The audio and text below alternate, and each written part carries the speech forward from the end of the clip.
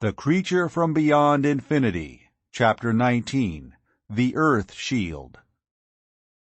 2 weeks later found Cort haggard and red-eyed with exhaustion.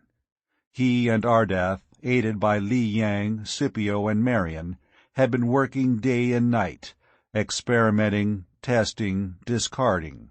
Cort's task had been complicated by the difficulty of securing the government's backing. The President, though in favor of Cort's proposal, would not give his consent until the country's foremost scientists had approved. "They still don't realize what we're up against," Cort told Marion. The two were walking toward a huge white auditorium on Pennsylvania Avenue. The dome of the Capitol loomed against the blue sky. A number of cars were drawn up before the marble building. "But they know what the plague's doing," Marion said worriedly. "New cases every day." "I know. Perhaps I shouldn't have asked for as much money as I did. Yet we'll need it all. Small weapons aren't enough. We've got to build the shield to save Earth." "Well, today's the day," she mused. "All the scientists will be there, with lots of Army officials and Washington bigwigs." Cort smiled. "Yes, I hope." He turned into an alcove and picked up a phone. Presently he asked, "Scipio? All set? Good. Be careful now." He turned back to Marion. "This may be dangerous, but I think it'll do the trick." Before long he was on the stage of the auditorium, a lithe, well-built figure against a background of sable curtains. The room was nearly filled with a crowd of men, scientists, uniformed army men, politicians. A rustle of expectancy went through them as Cort appeared. Without preamble, he began. "I am going to ask you to witness—" He paused as reporters' flashlight bulbs popped and glared. "All right, boys, save some of your plates till later. You will need them. To resume, I'm going to perform an experiment for you today. Most of you are already familiar with my proposal. I have found a cure for the plague, but it is an expensive one. On the other hand, it is the only possible way to save the human race from extinction." "Bunk!" a voice yelled. "Prove it!" Cort lifted his hand. "One moment. You have all read about Ardath. Some of you, I think, have seen my colleague. His strange history has become familiar to you. Let me introduce him now." Ardath walked out on the platform. His antique clothing had been replaced by a well-fitting suit of light flannels, and his slim figure went over to stand beside Cort. The lean patrician face looked out over the audience without expression. "Fake!" a cry arose. It was echoed by others. A gray-haired man stood up. "If you have found a cure for the plague, prove it. This Ardath may be an impostor. He probably is. He has nothing to do with—" Ardath did not say a word, but he stepped forward a pace. Something in the look of the strange alien eyes brought silence to the auditorium. In the stillness, Cort spoke again. "You know that the plague is fatal. To touch a carrier is instant death. That there is no possible insulation. I have already given my theories about the origin of the plague. It is sheer life energy, the ultimate evolution of all life, the residuum of some immeasurably ancient universe that evolved into pure energy perhaps eons ago. This cosmic cloud of energy has drifted through the interstellar void until its edges infringe upon the Earth. Some catalyst in our atmosphere made it potent, infected our me-forms with this strange virus. What the plague does is simply this. It speeds up entropy, and the evolution that takes place is abnormal, against nature." Cort paused, drew a deep breath, and resumed. Normal evolution is slow. Mankind automatically adjusts itself to different environments through the course of ages. But this is a sudden jump to the ultimate life form, which, in the normal course of events, should not exist in this system for billions of years. That disrupts the evolutionary check and balance system. Humanity is not yet ready for this metamorphosis. It must come slowly and gradually, over a period of millions of years. Let me sketch for you the future. More and more of the carriers will appear as Earth plunges deeper into the heart of the cloud of life energy. The carriers will feed on those who were once their fellows. Eventually, only they will exist on this planet, and even they will die in the end for lack of sustenance. In less than 50 years, the world will be a barren, dead sphere drifting through space. That is what it might have been had we not found a cure. Then the Kyrian's clipped, precise voice rang through the auditorium. Cort speaks truly. You men of this civilization are strange to me. Perhaps few of you believe the story of my origin. That does not matter. Working together, Cort and I have discovered the nature of the plague and found a solution. It is this. The carriers are forms of me energy. They can be destroyed, but only by creating a stronger type of energy which will drain their own. Only one thing will do that: atomic power. A certain carrier came in touch with the unguarded atomic power in my spaceship. Later, we searched for him and found his body near the vessel. Exposure to the terrific energy had killed him. Cort nodded, remembering how he and Ardath had hunted through the Wisconsin hills for Sammy, and the burned, inhuman thing they had found at last. The Kyrian went on. Atomic power short-circuits the carriers, drains their energy. Already we have constructed portable weapons which are thoroughly satisfactory. But the life cloud in space, a voice from the audience broke in. You can't destroy that. The Kyrian smiled grimly. True, and more carriers will appear as we approach the nucleus of the cloud. But we can protect Earth, create a wall around it, a shell of atomic energy. With the right machines, we can transform the heaviside layer into a shield that will perfectly insulate this planet against the cosmic cloud. Solar radiation will still come through unchecked, but not a trace of the deadly life energy will be able to penetrate the shield. A low murmuring in the auditorium grew into a roar. Men rose and shouted questions, challenges at Ardath. A shield around the Earth? Ridiculous. Such fantastic pipe dreams belonged with perpetual motion and other exploded theories. Ardath glanced wryly at Cort. Well, I see I can't convince them. Shall we? Cort was waving his arms, trying to quiet the crowd. His attempts were useless. Already some of the audience were rising and heading for the exits. No one saw Cort wave toward the wings, but all eyes turned to the stage when the black curtain rustled apart. Simultaneously, a gasp of sheer horror ripped from hundreds of throats. On the platform was a carrier. A huge box of luminous metal stood just behind it, in which the horror had apparently been confined. It was open now, and the luminous fog that constituted the carrier was drifting forward with purposeful intent. Ardath and Cort had raced to one side of the stage. Scipio appeared, wheeling a small contrivance no larger than a dictaphone. A conical tube topped it, ending in a translucent lens. "Good," Cort snapped at the Carthaginian. "But for God's sake, be careful now." The giant nodded with a flash of white teeth.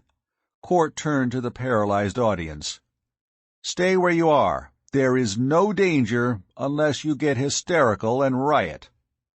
A uniformed man in the aisle shouted an oath and whipped out his revolver. He pumped bullets at the glowing creature. Naturally, there was no result. Cort waited till the echoes had died. "No one will deny that this is an authentic carrier. Watch." The creature was at the edge of the platform when Scipio swung his weapon to focus upon it. The result was unspectacular. A ray of intense white light struck from the lens, and the glow surrounding the carrier merely began to fade. The thing remained motionless, all its glory dulling. At last there was only something like a mummy collapsing to lie motionless on the stage. Scipio switched off the light. "Take your seats, please," Cort said. "I have no more surprises for you. I shall welcome a committee to examine the body of this carrier." The first man to hasten down the aisle was a strongly built, handsome man with grizzled gray hair. He went directly to Cort. "Mr. President," Cort cried, "I didn't know you intended to be here, or I wouldn't have—" "I'm glad you did make that experiment," said the President of the United States. "I doubt if the scientists will fail to approve your plan now." There was a little twinkle in the level gray eyes. "Even if they do, I have authority under martial law to order you to build your Earth shield, and to give you every assistance you require." The big figure turned toward the audience, and the President waved at the group of reporters. "Put that on your front pages, boys. Stephen Cort's in charge." With silent, incredible speed, Earth swung into action to fight the cosmic menace. Stephen Cort was in charge. Beside him, Ardath worked, untiring, unsparing of himself. Li Yang, Scipio, and Marion Barton lent their aid. Staffs of trained scientists gathered from all over the world. Factories were hastily commandeered and their machinery altered so they could turn out quantities of the atomic energy portable guns. From San Francisco to New York, from New Orleans to Chicago, trained men went busily to work. Production of the guns was left to subordinates. Once provided with the plans, they executed their orders with swift precision. Troops of militia were armed with the weapons and sent into plague-infested areas. New York was cleared of the carriers, and the other cities as well. Dozens of the guns were stored in airports, ready for instant transportation whenever a case of the plague was reported. Such reports were constant these days. Earth was approaching dangerously close to the nucleus of the cosmic cloud. Ardath flew to China with Li Yang and 200 famous scientists. A job had to be done there. 2 gigantic towers had to be erected, on each side of the Earth, one in the Orient, one in America. Cort was in charge of constructing the latter. He remained in constant telephonic communication with Ardath. Speed was essential. Every resource of the country was turned to building the Earth shield. Business was neglected. The government issued their orders, delegating certain jobs to certain groups. The people had to be fed, of course, but every capable man was mustered to the task for which he was best fitted. Factories worked day and night. Every other country lent its aid. Canada, England, Germany, France, Italy, Japan, all forgot their imperialistic and trade quarrels in order to battle the common enemy. There was no time for war. Build the towers, create the Earth shield, these aims were foremost. Slowly, the mighty obelisks rose. They resembled the Eiffel Tower, but were far taller and larger. Immense girders buckled huger beams together as the monoliths rose against the sky day by day. Faster, faster the men worked. At night, searchlights were used. New roads were built and old ones widened, all converging on the towers. A railroad was laid to each one from the nearest line. Nearby towns found themselves incredibly augmented in populations. Emergency barracks rose. Dapper physicists and chemists slept side by side with burly roustabouts and riveters.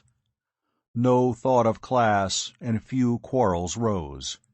Each man knew that the plague might strike his own family next. Under his breath he whispered, "Build the Earth shield. Hurry, hurry." 2 towers loomed at last, visible for many miles. Each one was topped with a shimmering, bright sphere of metal 50 feet in diameter. From these globes the atomic energy would flame out, to encircle the planet and transform the atomic structure of the heaviside layer into an impregnable barrier. Chapter 20. Thordred Returns. Cort had little time to rest. He had frequent reports from the chief of the FBI, whom he had requested to track down the vanished Thordred. But the bearded giant had disappeared without a trace. His continued presence meant danger, however. Thordred possessed the knowledge he had stolen from the minds of both Ardath and Cort. The dragnet searched for him vainly. One night, Cort, Scipio, and Marion stood in the control room just beneath the huge globe that topped the tower. The task was finished. The last workman had just departed in the elevator that led to the ground. The 3 stood quietly, staring out at the land that stretched far beneath them. Bright moonlight bathed everything weirdly, yet beautifully. The room was 50 feet square, a flat platform around which a low railing ran. There were no walls. Metal supports stood up like thick columns at intervals. The globe above their heads was hollow, else not even the tough, reinforced steel of the tower could have supported its weight. They could not see the sphere. 9 feet above their heads, the ceiling was plated with thickness after thickness of Ardath's alloy, the only thing that would halt the radiation of atomic energy. Cort fumbled with a televisor. "Wish I'd finished this weeks ago," he complained. "Ardath showed me how to build it, but I didn't have time. Let's see." The screen ran riot with color that swiftly faded into a uniform gray. "Trying for China?" Marion asked, coming to stand close to Cort. He nodded. "The other tower. I'm getting it. Here it is." On the screen, the fat, butter-colored face of Li Yang appeared. The beady black eyes stared. "Cort? Hello. How's the work?" "All finished," Cort sighed. "We're just waiting for you. Bolted the last connection half an hour ago." "Fine," the Oriental applauded. "We'll be ready tomorrow, perhaps sooner. Wait a moment. Here's Ardath." The Kyrian's thin, ascetic face replaced that of Li Yang. His eyes were red-rimmed with fatigue. "So, you're finished, Cort," he said. "Good. My workmen were not much slower. We'll be done in a few hours, not tomorrow, Li Yang. Then we can turn on the power. Don't forget," Ardath's lips thinned, "we must be careful. Both of us must turn on the switches at exactly the same moment, otherwise there will be disaster. The atomic screen must meet just halfway around the Earth. If you turn on your power too soon, your energy screen will smash mine back and destroy this tower completely. We must be completely accurate." Cort glanced at an instrument panel near him. "I will. Wait a minute. Someone's coming up in the elevator." The warning bell was ringing. Presently the lift rose into view. An overalled figure, half hidden under the weight of a wooden box, stepped out of the cage. Scipio turned from where he had been leaning on the rail and staring down into the black gulf. He peered at the workman. Marian's brows drew together in puzzlement. "What's this?" she asked. "We didn't—" The box fell crashing to the floor. The face of the man behind it was revealed. It was no longer bearded. Clean-shaven now, and with the hair bleached yellow, yet the arrogant mouth, hawk nose, and the tawny amber eyes could belong to only one man: Thordred. His hand went up, a lens blinking bluely in it. The mouth gaped in a snarl. "Don't move!" His voice shook with mad fury. "Don't move a muscle! I've come back!" Cort still stood before the televisor. On the screen he saw Ardath's face, watching, immobile and intent. He glimpsed a heavy wrench that was lying forgotten on the ledge of the televisor. It was hidden from Thordred's view by the instrument's bulk. Cort let his hand gently close over it. "Don't be a fool," he said. "You can't possibly escape." Thordred laughed harshly. "No, you saw to that. Your police have come after me. If I hadn't stolen your memories, I'd never have escaped them. I disguised myself as a workman and rode up here. Nobody stopped me. And I have a weapon now. I made it with the knowledge and memories I took from Ardath." Marian's face was paper white. Scipio stood motionless, his gigantic hands gripping the rail behind him. "What do you intend to do?" Cort asked. "Kill you," Thordred rasped. "Then I'll turn on the power. I know how to do that, and the energy will destroy Ardath in his tower. With you two out of the way, I can rule the earth. My brain, with the combined knowledge of yours and his, is wiser than any other in the world."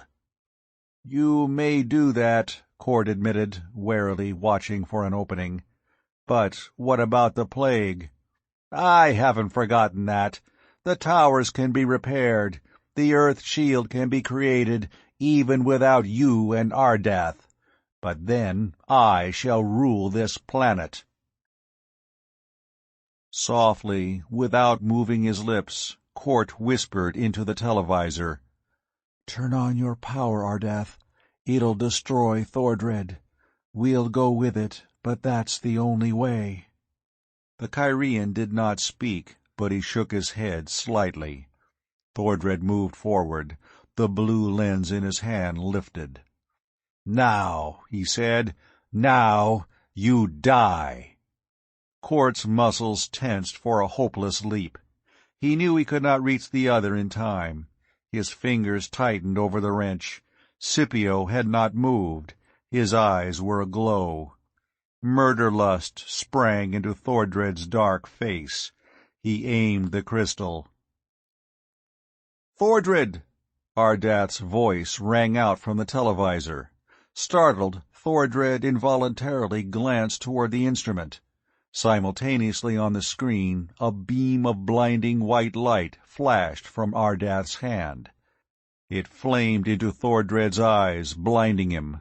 Roaring, the giant shook his head, a ray of blue radiance spearing wildly from the lens he held. Cort snatched up the wrench and hurled it with all his strength. It struck Thordred's hand. The lens was hurled away, to shatter on the metallic floor. Ready to hurl himself at Thordred, Cort was halted by Scipio's bull voice. The Carthaginian roared, "Back, Cort! He is mine! Mine to slay!" No longer blinded by the ray, Thordred turned to face this new menace. With the snarl of a cornered beast, he closed with his attacker. The mighty, hair-covered hands closed about Scipio's throat.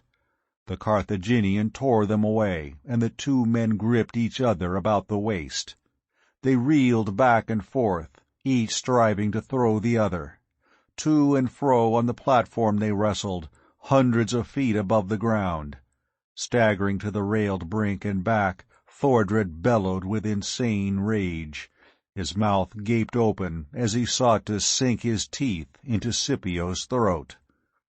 The Carthaginian swung his fist in a short arc. The power of the blow brought blood gushing from Thordred's cheek. Cort and Marion, and on the screen Ardath and Li Yang, watched the two titans battle. The men were well matched. Thordred was taller, but Scipio seemed to weigh a trifle more. Yet the raging, murderous frenzy that filled them both was exactly equal. Abruptly, Thordred drove a foul blow at Scipio's middle. The Carthaginian grunted, and his guard dropped for a moment. Instantly, Thordred hurled himself upon his opponent. The two went down, Thordred on top. The hairy hands again sank into Scipio's corded throat. Cort sprang forward, the wrench in his hand. Scipio turned his head slightly. His deep voice roared a warning. "Back, Cort! He is mine to slay!" Then the iron hands of the gladiator from Carthage found their mark, the throat of the savage from the earth's youth. And they sank deep, deep. All the tremendous strength in Scipio's muscles seemed to flow into his arms. Cords and knots stood out under his bronze skin. Thordred's face was suddenly gorged with purple. Blood stained his shaved chin, began trickling down. Desperately, he strove to throttle his opponent. Abandoning the effort, he released his grip and stabbed his fingers down at Scipio's eyes. The Carthaginian expertly rolled his head, and the foul missed its mark. Thordred was suddenly clawing at the terrible hands that shut off his breath. His body jerked and writhed like a hooked fish. His eyes were distended and protruding. Frantically, he tried to tear himself free, and could not. "You left her to die," Scipio whispered. Cort knew that he spoke of Jansaya, the Atlantean priestess. One last, frightful effort Thordred made. Something snapped with a brittle, crackling report. Simultaneously, the giant flung himself up with one uncoiling motion. He stood upright, amber eyes glaring, breath hissing and rattling into his starved lungs. Suddenly, the huge head lolled forward slackly on its broken neck. For a heartbeat, Thordred stood silhouetted against the dark sky. Then he crashed, lifeless, to the floor. Scipio sprang up. He heaved up the heavy body of Thordred and went staggering toward the railing. He flung the body out into the abyss and stared after it with brooding eyes. "Your vengeance, Jansaya," he whispered, "and mine." Then Scipio Agricola Africanus, the man from Carthage, put his head down on his arms. He began to weep great choking sobs that ripped harshly from his throat. Cort looked away in sympathy and walked toward the televisor screen. Against it, Marion leaned, faint with reaction. Both Ardath and Li Yang were watching. Though the Oriental's gross yellow face was immobile, his lacquer eyes were suddenly aglow with pity. "Oh," Li Yang sighed softly, "alas for such men as Scipio, who find neither thrones nor love." Ardath turned when a man appeared behind him on the screen. After a few words, he faced Cort. "The work has been done sooner than I expected. We can turn on the power now. Compare your chronometer with mine." The two delicate timepieces checked precisely. "At exactly 11, throw your switch," Ardath instructed. "I shall do the same." They were 10 seconds to go. 5, 3. Cort's hand trembled on the switch. 2, 1. Now. Deafening thunder bellowed out from the summit of the tower.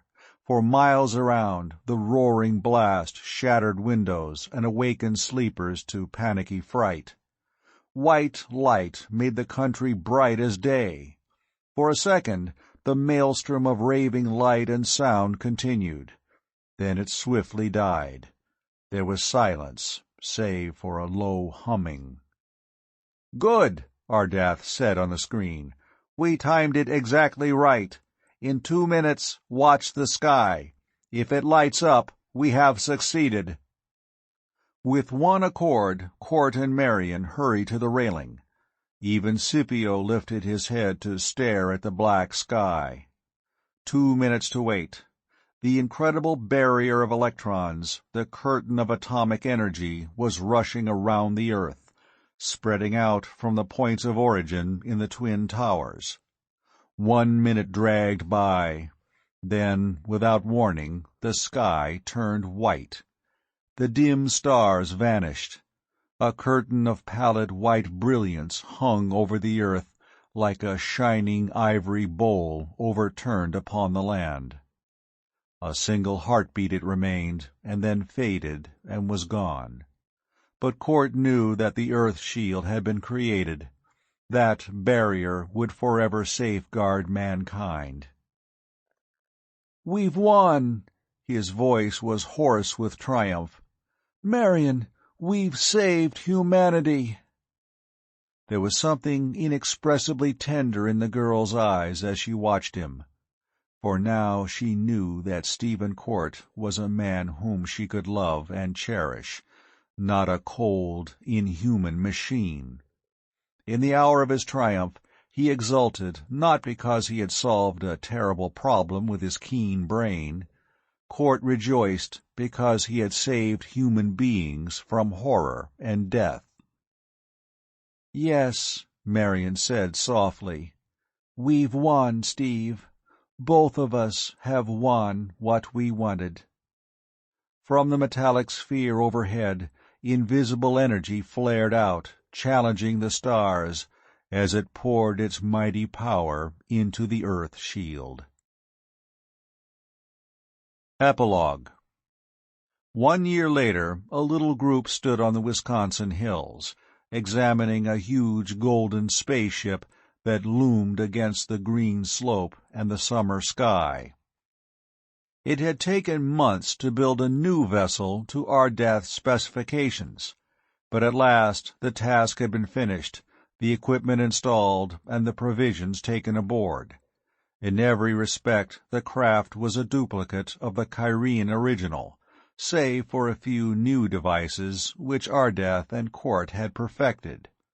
Scipio, Li Yang, and Ardath stood together in the open airlock, Marion and Cort a few feet away. It was difficult to find words at this moment of sad farewell. "I am sorry you will not go with us, both of you," Ardath said after a time.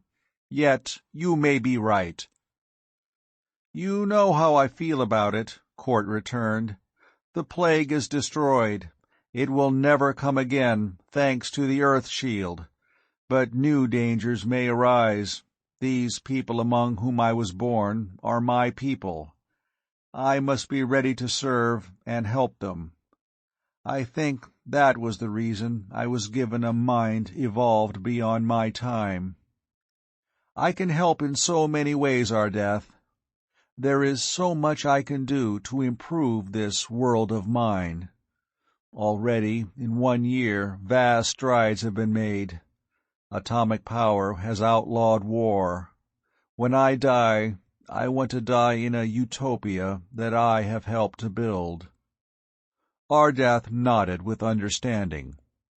"I came through time to find a supermind, whom I could abduct to start a new race. Well, I have found that supermind, and you are wiser than I, Stephen Cort. We are all part of some cosmic pattern, and this pattern works toward good and not evil. It builds and does not destroy. So I shall go on in my search for a race where I can find kinship and happiness. Perhaps 1,000 years from now I shall stand beside your grave, Court." "I, too," Scipio broke in. "Your world is a fine one, Court, and some of it I like. But I follow a dream. Mayhap I can carve out a kingdom in some distant future." He did not finish, but his face was suddenly somber. "I cannot stay here," he said at last. "Jansaya died here, and that would always be an aching pain in my heart." "Nor will I remain," Li Yang murmured. "Perhaps it is merely curiosity that impels me to go on with our death. I do not know. But the unknown has a certain fascination, and I am anxious to know what will exist 1,000,000 years from now. So farewell, and—" the tiny mouth twisted grotesquely, "and do not forget fat old Li Yang." The gross figure turned hastily and disappeared into the ship. Scipio bent and touched his lips to Marian's brow before he squeezed Court's hand in a mighty grip. "The gods watch over you," he rumbled, and was gone inside.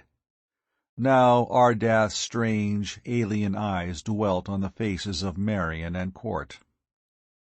"There is nothing I can say," he whispered. "Only farewell." Some indefinable bond of kinship between minds flashed for an instant as Court and Ardath gazed into each other's eyes. Then the Kyrian stepped back into the ship, and the port swung shut. The vessel lifted. It rose silently and dwindled against the blue, a bright golden ovoid that faded to a speck and was out of sight. It sped toward the orbit it would follow around the earth, perhaps for thousands of years, until Ardath and Scipio and Li Yang awoke to follow their strange destiny. Two figures stood close together on the slope. Marian and Court looked up until all trace of the golden ship was gone. There was only the blue sky then, and the green hills of Wisconsin.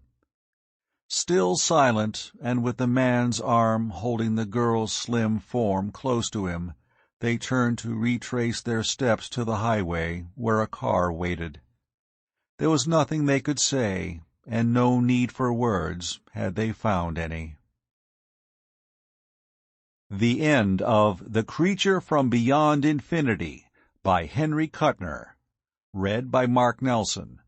This recording is in the public domain.